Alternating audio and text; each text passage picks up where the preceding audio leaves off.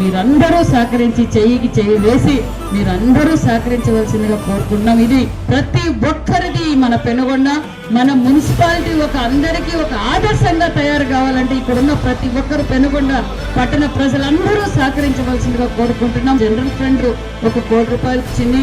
మరి మన municipal minister గారికి కూడా ప్రత్యేకమైన ధన్యవాదాలు కూడా తెలియజేయాలి. ఎందుకంటే అతి తక్కువ కాలంలోనే మనం 4 కోట్ల నిధులు మనం ఇక్కడికి తెచ్చుకున్నాం.